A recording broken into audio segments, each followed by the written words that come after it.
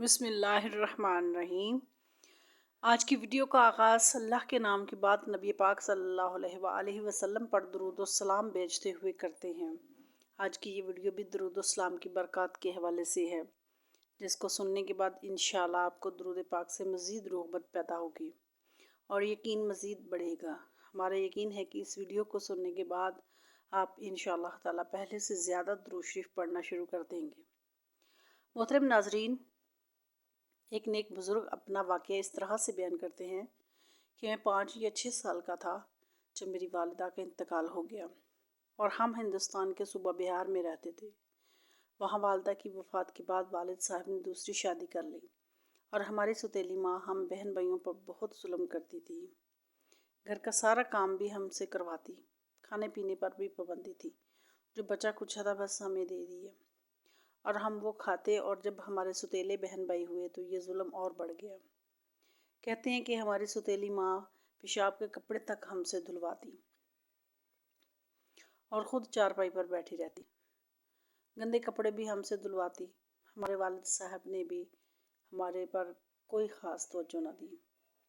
وہ ہماری سوتیلی ماں سے ڈرتے تھے، اور سوتیلی ماں جب اپنے گھر جاتی تو ابا ہمیں تیار بھی کرتے، جیب خرچ بھی دیتے، ہمارا خیال بھی رکھتے۔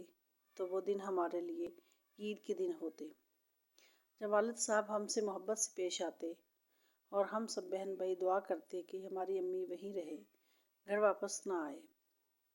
کہتے ہیں کہ جیسے تیسے کر کے ہمارے حالات اسی طرح سے گزر رہے تھے کہ ایک دن ہماری امی نے میری چھوٹی بہن کو کسی بات پر بہت مارا۔ میں نے ابو سے شکایت کی تو ہماری والدہ نے ابو کے گھر سے جاتے ہی ہم سے یوں بدلہ لیا کہ ہم سب بہن بھائیوں کو خوب مارا۔ کہتے ہیں کہ میں اس بات سے اتنا دل برداشتہ ہوا، اتنا دکھی ہوا کہ گھر سے نکل بھاگ گیا، اور اس وقت میری عمر 9 یا 10 سال کے قریب تھی۔ گھر سے بھاگ کر ایک ریلوے اسٹیشن آیا اور ایک ٹرین میں بیٹھ گیا۔ کئی گھنٹوں کا سفر کر کے ایک اسٹیشن پر اتر گیا۔ چند روپے میرے پاس تھی، بھوک لگتی تو ان سے کچھ کھا لیتا تھا، سارا دن آوارہ گردی کرتا، پھر رات کو ریلوے اسٹیشن کے مسافر خانے میں آ کر سو جاتا۔ کہتے ہیں کہ چند دن بعد میرے پیسے ختم ہو گئے، بڑی پریشانی ہوئی۔ مسافر وہاں جو بچا کچا کھانا ڈال جاتے، چپ کر کے وہی کھا لیتا۔ ایک دن بہت بھوک لگی، سارا ریلوے اسٹیشن میں چھان مارا، مگر کہیں سے سوکھی روٹی کا ٹکڑا تک نہ ملا۔ وہیں پلیٹ فارم پر بیٹھ کر میں نڈال ہو کر رونے لگا۔ بھوک کی شدت بہت زیادہ تھی، اور آج اپنی ماں کی بہت شدت سے یاد آ رہی تھی کہ وہ ہمیں بے سہارا چھوڑ کر اس دنیا سے چلی گئی۔ بہن بھائی یاد آ رہے تھے، نہ جانے سوتیلی ماں ان کے ساتھ کیا سلوک کرتی ہوگی۔ کہتے ہیں کہ میں کاش مجھے اتنی دولت مل جائے کہ میں الگ مقام لے کر اپنے پاس اپنے بہن بھائیوں کو رکھ لوں اور ان کو اچھے طریقے سے پالوں، وہ اپنے سب دکھ درد بھول جائیں اور ہم اچھے اچھے کھانے کھائیں، اچھے اچھے کپڑے پہنیں اور خوش و خرم رہیں۔ لیکن اتنی دولت میرے پاس کہاں تھی، یہاں تو سوکھی روٹی تک نہ تھی۔ کئی دن فاقوں میں گزر گئے، سوائے پانی کے میرے اندر کوئی چیز نہیں گئی تھی۔ انہی سوچوں میں گم تھا کہ 2 بزرگ مسافر خانے میں داخل ہوئے اور تھیلے میں سے کھانا نکال کر کھانے لگے۔ کہتے ہیں کہ میں سامنے بینچ پر ہی لیٹا ہوا تھا۔ کھانے کو دیکھ کر میری بھوک مزید تیز ہو گئی۔ میں اٹھ کر بیٹھ گیا اور کھانے کی طرف دیکھنے لگا۔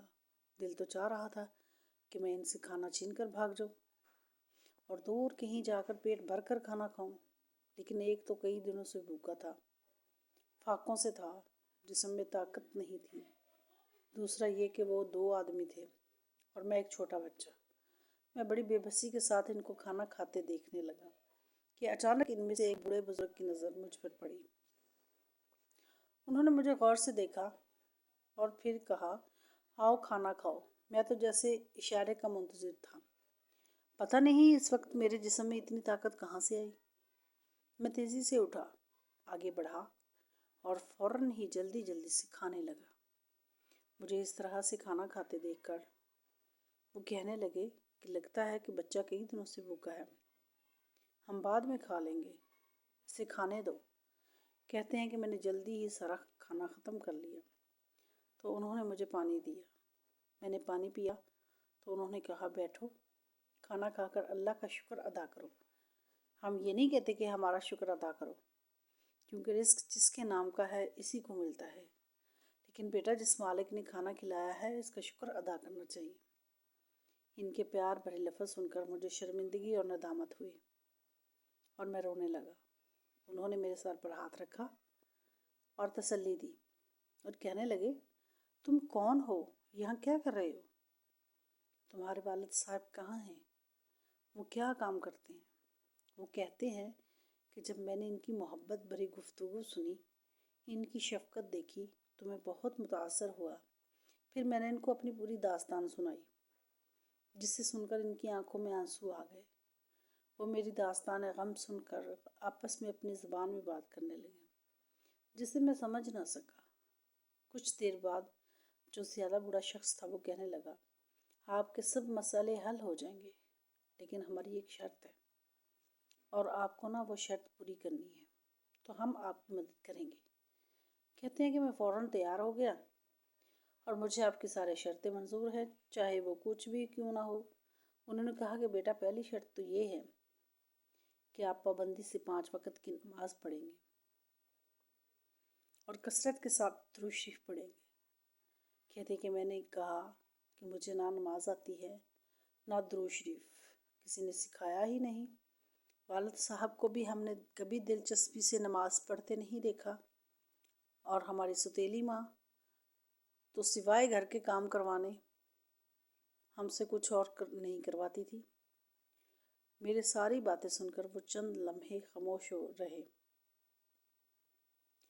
پھر دونوں نے آپس میں کچھ مشورہ کیا اور کہا کہ بیٹا ٹھیک ہے، ہم آپ کو اسی پلیٹ فارم پر ایک ہوٹل میں نوکری دلوا دیتے ہیں، جہاں آپ کو کھانا پینا بھی ملے گا اور رہائش بھی۔ آپ نے خوب محنت اور ایمانداری سے کام کرنا ہے۔ اگر آپ کی رپورٹ اچھی آئی تو مزید سوچیں گے، لیکن آپ نے اچھے سے کام کرنا ہے۔ کام سے فارغ ہونے کے بعد مسجد کی مولوی سے نماز اور قرآن پاک سیکھنا ہے اور درود شریف لازمی پڑھنا ہے اور لازمی سیکھنا ہے۔ پھر انہوں نے پوچھا کہ آپ کو صلی اللہ علیہ وآلہ وسلم بھی نہیں آتا، یعنی کہ آپ اتنا بھی نہیں پڑھ سکتے؟ صلی اللہ علیہ وسلم۔ میں نے شرمندگی سے سر جھکا لیا تو انہوں نے بار بار مجھ سے کہلوایا کہ صلی اللہ علیہ وآلہ وسلم۔ مجھے انہوں نے اس طرح سے یاد کروا دیا اور مجھے کہا کہ آپ اٹھتے بیٹھتے چلتے پھرتے کثرت سے پڑھنا، صلی اللہ علیہ وآلہ وسلم۔ محترم ناظرین، کمنٹ باکس میں ایک دفعہ صدقہ جاریہ کی نیت سے ٹائپ کر دیں صلی اللہ علیہ وآلہ وسلم۔ اس کے بعد انہوں نے بولا کہ چلو ہم آپ کو کام پر لگوا دیتے ہیں، اور لے کر ہوٹل پر گئے اور وہاں پر انہوں نے مجھے لگوایا۔ جب سے میں نے کھانا لے کر کھایا کرتا تھا، جب میرے پاس پیسے ہوا کرتے تھے، میں نے دیکھا کہ ہوٹل کا سارا عملہ ان کا بے حد احترام کر رہا تھا۔ انہوں نے ایک شخص سے بات کی جو انتظامیہ میں تھا۔ اس نے میری طرف دیکھتے ہوئے گردن ہلائی اور اس طرح میں ہوٹل پر ملازم ہو گیا۔ اپنے محسن کی ہدایت پر درود شریف کثرت سے پڑھنے لگا، نماز پڑھنا بھی سیکھ لی اور نماز پڑھنا بھی شروع کر دی، اور تقریباً 6-7 سال ملازمت کرتے ہوئے گزر گئے۔ مجھے پتہ ہی نہیں چلا کہ یہ ہوٹل تو میرے محسن کا ہے، جنہوں نے مجھے یہاں ملازمت پر رکھوایا تھا۔ یہی نہیں بلکہ کئی جگہوں پر ان کے ہوٹل ہیں، مسافر خانے، اور سال میں 1-2 دفعہ آتے ہیں تو مجھ سے بھی ملتے ہیں اور میری جو بھی رپورٹ ہوتی ہے وہ بھی سنتے ہیں اور بڑی محبت سے پیش آتے ہیں۔ ایک دفعہ ملنے آئے تو کہنے لگے بیٹا مجھے آپ سے کام ہے، کرو؟ میں کہا کہ آپ میرے محسن ہیں، آپ نے مجھے اتنا کچھ دیا ہے، اب حکم کریں، میں حاضر ہوں۔ میری ایک بھتیجی ہے جس کے ساتھ ہم نے پہلی دفعہ مل کر پلیٹ فارم پر کھانا کھایا تھا، وہ میرے چھوٹے بھائی تھے۔ ان کی بیٹی اب جوان ہو چکی ہے، آپ بھی ماشاءاللہ اب جوان ہیں۔ میں چاہتا ہوں کہ آپ کی شادی ان کی بیٹی سے کر دوں، اگر آپ حامی بھریں۔ تو میں نے جواب دیا اگر آپ کی خواہش ہے تو میں حاضر ہوں۔ پھر انہوں نے سادگی کے ساتھ پروقار طریقے سے میرا نکاح پڑھوا دیا۔ نکاح کے چند دنوں میں مجھے اپنے بہن بھائی بہت یاد آئے اور میں نے اسی دن عہد کر لیا کہ نکاح سے فارغ ہو کر میں ان سے ملنے ضرور جاؤں گا۔ لہٰذا نکاح کے چند دن بعد میں نے اپنے محسن سے مشورہ کیا تو انہوں نے کہا کہ بیٹا ضرور جاؤ، لیکن پہلے اکیلے جانا، بیوی کو ساتھ لے کر نہ جانا، مناسب نہیں، وہاں آپ کی سوتیلی ماں ہے، لڑائی جھگڑا ہو تو یہ اچھا نہیں ہے، وہاں جا کر آپ ان سے لڑائی جھگڑا مت کرنا، بلکہ معافی مانگنا اور اپنے بہن بھائیوں کے لیے تحفے لے کر جانا، کیونکہ تحفے دینا سنت ہے، اور سارے راستے درود شریف پڑھتے جانا صلی اللہ علیہ وآلہ وسلم۔ میرے محسن بہت ہی نیک اور خدا ترس آدمی تھے۔ میں نے ان کی ہدایت پر عمل کیا اور سارے راستے درود شریف پڑھتا ہوا ٹرین کے ذریعے اپنے گھر روانہ ہو گیا۔ جیسے جیسے گھر قریب آ رہا تھا میرا دل بری طرح دھڑک رہا تھا، نظروں میں بہن بھائیوں کے چہرے گھوم رہے تھے۔ کہتے کہ عجیب سی کیفیت تھی میری۔ اپنے گھر پہنچا، چھوٹے بھائی نے پوچھا کون ہے آپ؟ میں نے کہا میں تیرا بھائی ابراہیم ہوں۔ وہ گلے لگ گیا اور زور زور سے رونے لگا۔ اتنے میں سے سب بہن بھائی اکٹھے ہو گئے، باری باری سب نے ملا۔ سوتیلی ماں مجھے حیرت سے دیکھ رہی تھی۔ انہوں نے بھی میرے سر پر ہاتھ رکھا اور کہا باہر ہی ملتے رہو گے، اندر آ جاؤ۔ میں خوشی کے وہ لمحے کیسے بیان کروں۔ اندر جا کر سامان نکالا، پہلے سوتیلی ماں کو ان کا تحفہ دیا، اس کے بعد اپنے سوتیلے بہن بھائیوں کو دیا۔ میں نے دیکھا کہ خوشی سے میری ماں کی آنکھوں میں آنسو آ گئے۔ کئی دن ان کو اپنی داستان سنانے میں گزر گئے۔ تقریباً 2 مہینے کے بعد میں نے واپسی کا نام لیا۔ سب اداس تھے۔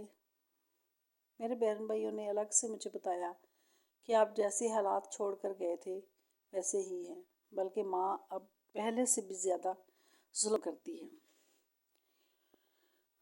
اور کام لیتی ہے۔ البتہ جب سے آپ آئے ہیں ان کا رویہ بدلا ہے، پتہ ہی نہیں چلتا کہ یہ سوتیلی ماں ہے یا حقیقی ماں ہے۔ اب آپ چلے جائیں گے تو پھر سے ہمارا وہی حال ہوگا، اور آپ ابا جان سے بھی نہیں ملے جو کام کے سلسلے میں دوسرے شہر میں رہتے ہیں۔ میں نے انہیں تسلی دی کہ اب ہرگز ایسا نہیں ہوگا۔ میں آپ کو ایک نسخہ دیتا ہوں جس سے آپ کے سارے معاملات درست ہو جائیں گے اور کوئی ظلم نہیں ہوگا اور آپ کو کوئی پریشانی نہیں ہوگی۔ اور پھر میں نے اپنے محسن کا بتایا ہوا درود شریف انہیں سکھایا اور کہا کہ آپ کا بھائی جس مقام پر ہے وہ اسی درود شریف کی برکت سے ہے صلی اللہ علیہ وآلہ وسلم۔ میرے سسر نے شادی کے بعد اپنا کاروبار بھی میرے حوالے کر دیا تھا اور میں نے تسلی دی کہ اب میں آتا جاتا رہوں گا۔ بہرحال میں اپنے بہن بھائیوں کو خوب تسلیاں دے کر واپس آ گیا۔ اسی دوران حالات نے ایسا پلٹا کھایا کہ ملک تقسیم ہو گیا اور میرے محسن میرے سسر نے جلدی اپنا کاروبار سمیٹا اور پاکستان جانے کی تیاریاں کرنے لگے۔ یہاں سکھوں اور ہندوؤں نے انہیں شہید کر دیا۔ ایسی افراتفری مچی کہ جس کا جس طرف رخ ہوا اسی طرف چل پڑا۔ میں اپنی بیوی کو لے کر ایک قافلے کے ساتھ بخیر و عافیت پاکستان پہنچ گیا۔ یہاں آباد ہونے کی ایک الگ ہی کہانی ہے۔ بہرحال درود شریف کی برکت سے سارے کام ہو گئے۔ سالوں کے بعد جب حالات بہتر ہوئے تو میں اپنی بیوی اور بچوں کو لے کر اپنے گھر گیا۔ میرے والد صاحب گھر پر ہی موجود تھے، بہن بھائی گھر موجود نہیں تھے۔ والد صاحب نے پہچانا ہی نہیں۔ سوتیلی ماں نے بتایا کہ یہ آپ کا بیٹا ہے، ابراہیم ہے۔ والد صاحب بہت خوش ہوئے، حیران بھی ہوئے، پوچھنے لگے یہ عورت کون ہے اور یہ بچے؟ میں نے بتایا کہ یہ آپ کی بہو ہے اور یہ میرے بچے ہیں۔ بہن بھائیوں کے بارے میں پوچھا تو بتایا کہ سگی بہنوں کی شادیاں کر دی گئی ہیں اور بھائی نے دکان کر لی ہے، جبکہ ستیلا بھائی اور ایک بہن ہندوؤں کے ہاتھوں شہید ہو گئے ہیں۔ یہ سن کر مجھے اتنا دکھ ہوا کہ میں بتا نہیں سکتا، لیکن سب سے زیادہ دکھ مجھے اس بات کا ہوا کہ درود شریف کا صرف میں نے اپنے سگے بہن بھائیوں کو پڑھنے کا بتایا، اپنے ستیلے بہن بھائیوں کو کیوں نہ بتایا؟ شاید وہ بھی پڑھتے تو ان کی بھی جان بچ جاتی۔ بہرحال اب میرے بہن بھائی خوش و خرم ہیں۔ میں یہاں پاکستان میں آباد ہوں، کئی دفعہ حج کر چکا ہوں، عمرے ادا کر چکا ہوں، اپنا مکان ہے، کاروبار ہے، بیوی بچے ہیں، ہم سب بہت خوش اور آباد ہیں، اور میں یہ سمجھتا ہوں کہ یہ سب کچھ درود شریف کی برکت ہے، میرے محسن کی دعاؤں کا نتیجہ ہے۔ اللہ تعالیٰ انہیں جنت الفردوس میں اعلیٰ ترین مقام عطا فرمائے، آمین یا رب العالمین۔ یہ سب درود شریف کی برکت ہے کہ درود شریف انسان کو فرش سے اٹھا کر عرش تک پہنچا دیتا ہے۔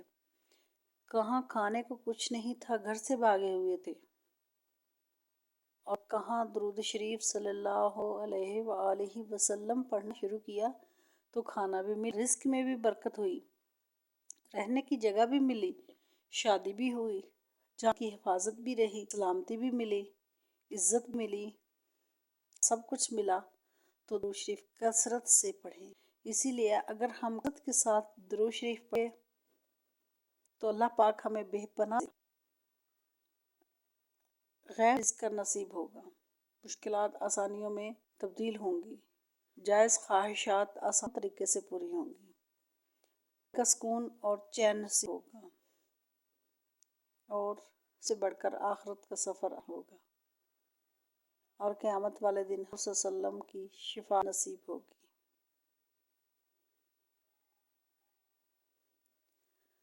دعا ہے کہ اللہ پاک ہم سب کو عزت سے درود پڑھنے کی توفیق عطا فرمائے، آمین۔ ویڈیو پسند ہے تو چینلز کو سبسکرائب کر لیں، اور کمنٹ میں کثرت سیکشن میں صدقہ جاریہ کی نیت سے صلی اللہ علیہ وسلم لکھیں۔